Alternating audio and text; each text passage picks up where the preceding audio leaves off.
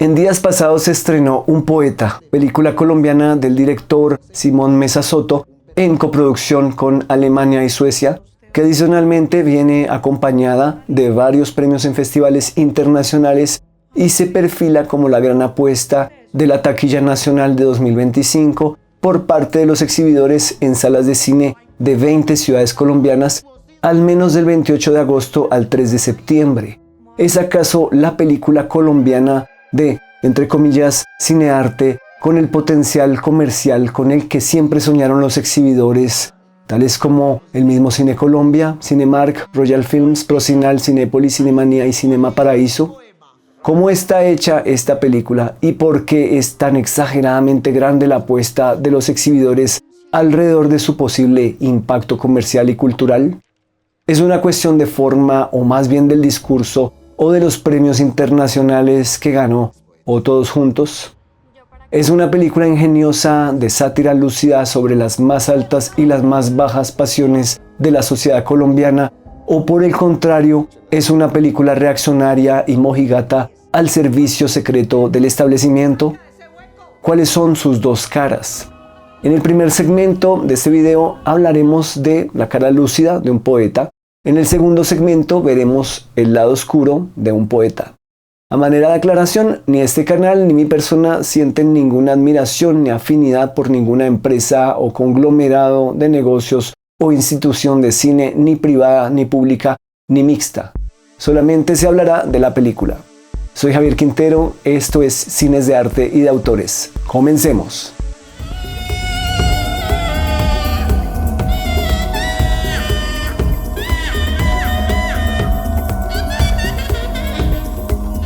La cara lúcida de un poeta. Como una película sobre dos elementos que no son nada populares en la cultura masiva, tales como poeta y poesía, ha resultado atrayendo espectadores a las salas de cine. Bueno, teniendo en cuenta que hubo un bombardeo de publicidad a partir de la imagen del afiche promocional durante 2-3 semanas antes del estreno, quieren que leamos que este es un hombre aparentemente mal vestido, muy descuidado, con una postura poco agradable, o lo que algunos llaman mal parado, mal alimentado, mal peluqueado, mal afeitado. ¿Y cómo le llaman a esto? Un poeta. ¿Qué puede significar el término poeta cuando lo escucha alguien del común en X o Y sector de la sociedad? ¿Se imaginarán a alguien venerable o a una especie de sabio inspirado o un iluminado de aspecto muy atrayente y enigmático y seductor, o a un paria que a duras penas puede comer porque sus únicas pertenencias son quizás papel y lápiz y que vive prácticamente de la caridad? ¿Qué rango de imaginarios puede abarcar el término poeta como rol, como profesión, como pasatiempo, como metáfora, como ironía, como apodo y hasta como burla? Considero que el éxito innegable de la película en términos de venta, de boletería en su primer fin de semana de estreno, por supuesto se debe a la exagerada oferta de salas de exhibición, de lo que hablaremos más adelante, pero que incluso a pesar de que X o Y película tenga miles o millones de salas a su disposición, el simple hecho de que los espectadores no se retiren de la sala antes de que la película termine da cuenta de la capacidad del filme para conectar con una audiencia bien surtida y variada, que hace que espectadores de películas y sagas comerciales, desde los superhéroes de Hollywood hasta espectadores de las sagas de humor chabacano como las tantas películas del paseo, y espectadores también de cines de autor y cine de arte y otras películas variadas del cine colombiano, puedan coexistir en una misma sala de cine sin matarse entre ellos y ver un poeta de principio a fin. Considero muy humildemente que se debe a una mezcla cuidadosa de lo que yo llamaría bajas pasiones y altas pasiones, combinación explosiva de la que la película y su maquinaria de distribución sacan réditos. Pero ¿cuáles serían aquellas altas y bajas pasiones? Hablo de bajas pasiones tales como el alcoholismo llevado a la autodegradación, la autodenigración y el bullying entre adultos, la compra del silencio de los otros y la venta de la conciencia propia, la venta de inversiones rápidas y de atajos, la glorificación del consumo masivo y la cultura light que hace eco o promueve aquel consumo masivo y distractores masivos, tales como el programa de televisión de la mañana, el ocio, la pereza, el egoísmo, el conformismo, el reggaetón, el culto al maquillaje y la cosmética, la cosificación del cuerpo, el descuido por el propio cuerpo, los placeres del cuerpo y el cuerpo de los otros, la humillación y el menosprecio hacia los otros, la degradación mutua por parte del representante de una minoría hacia él o la representante de otra minoría, ambos de manera mezquina solo para imponerse sobre el otro o la otra acerca de cuál de los dos es más abusado o abusada. Y por supuesto hay que preguntarnos a quién o a quiénes beneficia en últimas el uso de las bajas pasiones en general en los medios de comunicación y de expresión. Y por otro lado, ¿cuáles serían entonces las altas pasiones? Serían pues las artes, en el caso de esta película, la poesía, la apreciación de las artes, la producción artística propia como actividad digna, el arte como parte de la vida, el cultivo del intelecto, la reflexión filosófica, ética, estética, poética, retórica, metafísica, compasión por la humanidad, empatía, amor por la humanidad, servicio a la humanidad, el diálogo, la conciliación, la reconciliación, la redención, la reivindicación, la autorregulación, la autocrítica y la automejora. ¿Que son utópicas e idealistas? Claro que lo son. Y muchos y muchas tratarán de destruirlas con el lugar común de que siquiera imaginarlas es una tarea ingenua y condenada al fracaso, porque obviamente les horrorizaría para sus intereses, negocios y estilos de vida que las altas pasiones fueran la norma y no la excepción. Entonces las secuencias de la película están construidas a partir del sub y baja en términos de intensidad dramática y cómica, a través de los ascensos y descensos, y a su vez aquellos ascensos y descensos están complementados por la adición de altas y bajas pasiones. Veamos un ejemplo de esta combinación de elementos. Durante la inauguración del Festival de Poesía, vemos las altas pasiones reflejadas en las lecturas de poemas que hicieron los invitados. La solemnidad del evento, la seriedad, la decoración, los vestidos elegantes, la atención a la presentación del otro. Luego llegan las bajas pasiones con los enfrentamientos y discusiones fuera de control entre los asistentes que terminan en ofensas, insultos, bajeza, menosprecio a los argumentos del otro, embriaguez, gula, licor, cocaína, y simultáneamente la lógica del sube y baja nos plantea el ascenso de Oscar al llevar a Jurladi siendo él el adulto responsable a cargo, y luego su descenso cuando supuestamente por discutir y mostrar el trasero en un debate descuida a Jurladi hasta que ella se embriaga, pierde la conciencia y vomita en varias ocasiones exageradamente, y él se ve obligado a cargarla sin la ayuda de nadie, poniendo la salud de ella en riesgo y la suya propia, mientras hace un gran esfuerzo y también después de eso la descuida hasta el punto en que ella rueda por la pendiente de la calle empinada y luego la deja tendida al lado de la puerta para que sus familiares la encuentren, pero después reaparece como para ayudarla de nuevo. ¿Qué opinan ustedes de la contraposición de estos distintos sucesos y el contraste entre altura y bajeza, entre excelencia y ruindad?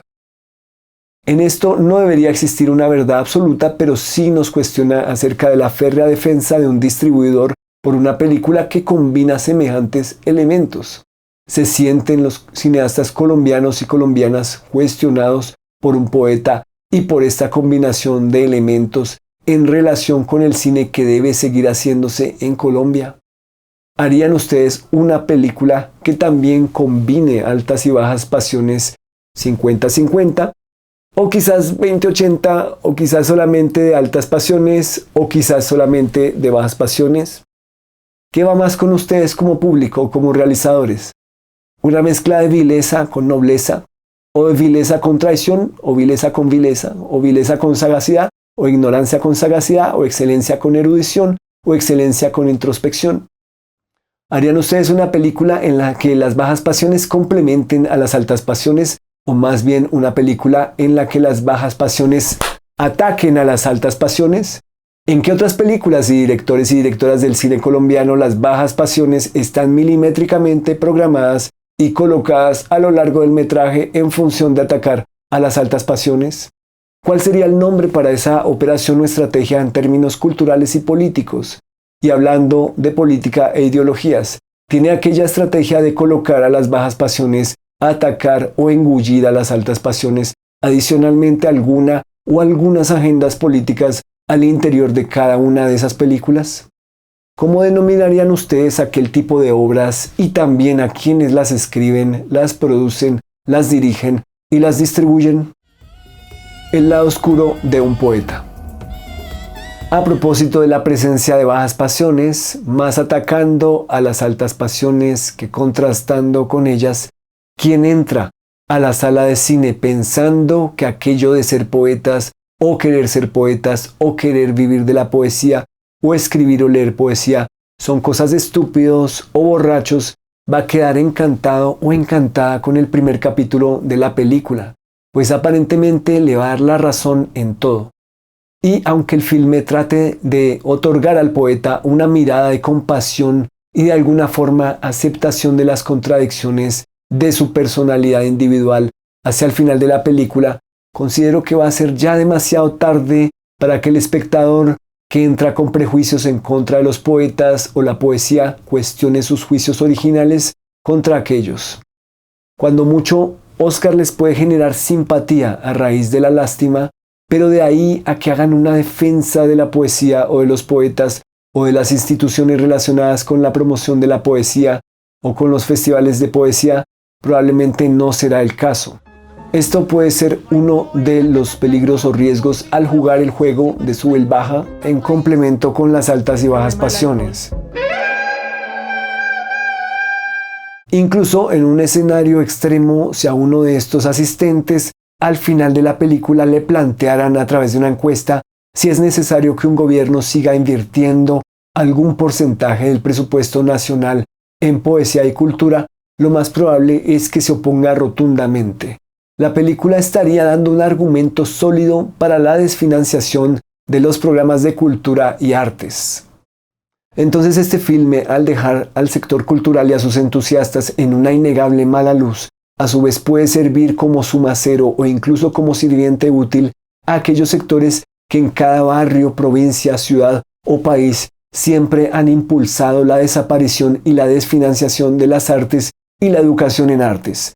¿Les suena conocido el caso de momentos o coyunturas históricas durante las cuales han querido suprimir leyes relacionadas con subvenciones, estímulos o promoción de las artes o financiación de instituciones públicas de cualquiera de las artes? ¿Les suena conocido el caso de un país en donde un gobierno toma la decisión de cerrar un instituto nacional de algún arte o algo por el estilo?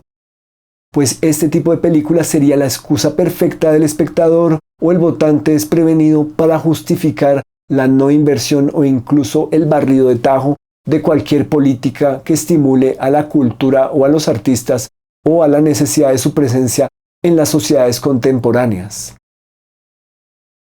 En cuanto a los ámbitos privados, la lógica estará, por el contrario, basada en las oportunidades de negocio.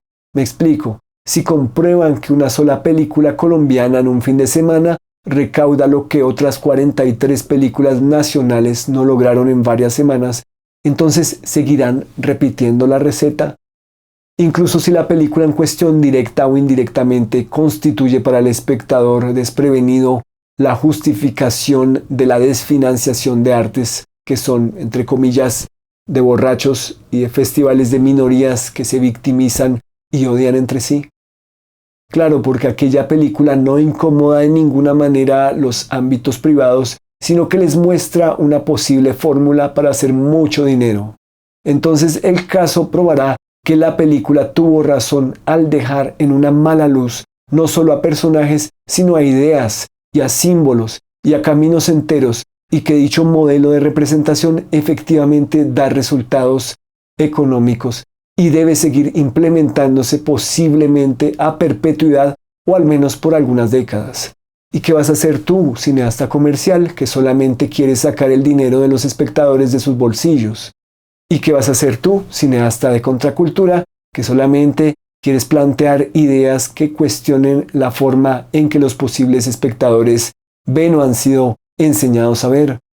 O tú, cineasta del futuro, ¿qué harías para plantear nuevas vías teniendo en cuenta las formas artísticas, los modelos económicos por venir y las coyunturas tecnológicas que podrían cambiarlo todo en algunos años?